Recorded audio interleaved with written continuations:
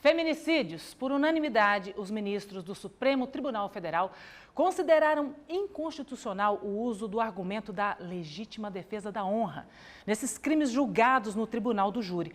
Assunto sério que exige reflexão.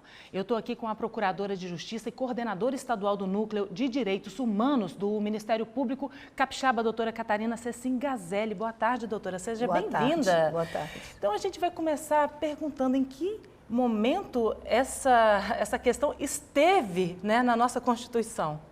Jamais. Na Constituição Federal, jamais. Essa chamada tese da legítima defesa da honra, ela é um resquício, ela é uma herança aí maldita, né, da época colonial de 1603, né, das ordenações filipinas, oriunda de Portugal, nosso país colonizador. Né? E durante algum tempo, né, até chegar ao Código Penal de 1940, isso era dado como certeza. O homem poderia matar a sua mulher, a sua companheira, a sua namorada e colocar algum item aí de situação moralizante, e os advogados utilizavam para a defesa dele, a legítima defesa da honra. Que ela estaria traindo, que ela teria feito não sei o quê, que ela tinha saído de casa, enfim. Era isso lá atrás, antes de 1940, era mais comum. Depois do Código Penal de 1940, com as chamadas excludentes da ilicitude, ou seja, aconteceu um crime, mas é porque a pessoa não teve outro modo, foi para se defender, foi legitimamente que ela matou alguém, essa pessoa, né? Ali no elenco das situações de legítima defesa, não consta nada com honra. Não consta nada com honra. Então são coisas distintas, né, doutora? E como é que essa situação, esse termo, foi parar no Supremo? Pois é, foi parar devido a uns 2 ou 3 casos concretos que ainda pelo Brasil, né, se andava defendendo com essa utilização espúria, né, que fora da lei. E foi o PDT, partido aí político, que entrou com uma ação direta no próprio STF, falando que aquilo afronta a Constituição Federal, porque é direito fundamental do ser humano, qualquer ser humano, homem ou mulher, não importa o gênero, né, ou o sexo, não importa, tem direito à vida, né?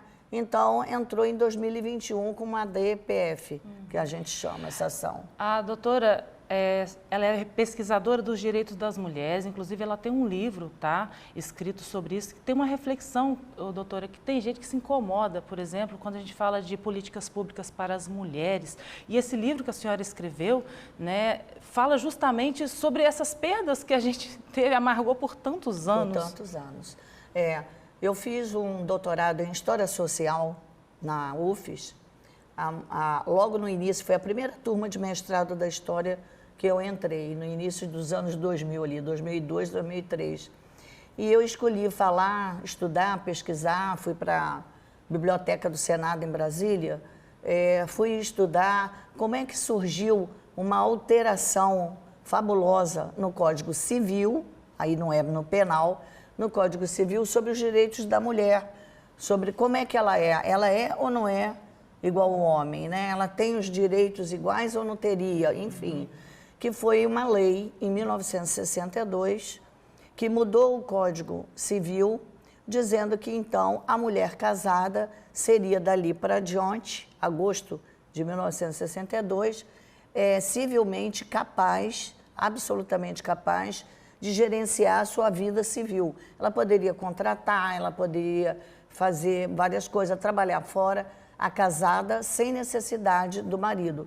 Porque até ali a mulher trabalhava geralmente, ganhando algum dinheiro, ou como professora de criancinha, o chamado curso primário, né, hoje fundamental, que era bem baixo. Até dizem que professor ganha baixo porque é profissão de mulher, devido ao curso normal, né? Tem isso das normalistas, enfim, e porque mulher seria inferior até para receber salário, né? Isso aí é algo assim bastante criticável. A gente faz pesquisa e vê essas conquistas. A partir disso, o Código Civil falou, não, ela pode tudo e tal, e demorou, né? O cidadão casava com uma moça, ele tinha 10 dias para ver se ela era virgem ou não. Se ela fosse virgem, ele poderia anular o casamento pela não virgindade dela.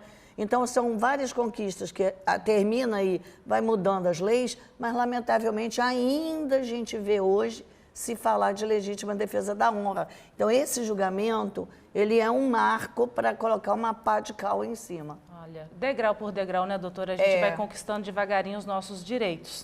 Tem que ter paciência, né? É uma construção lenta. Muito obrigada pela participação da senhora. Nós tá é que bom? agradecemos. Obrigada pelo trabalho também.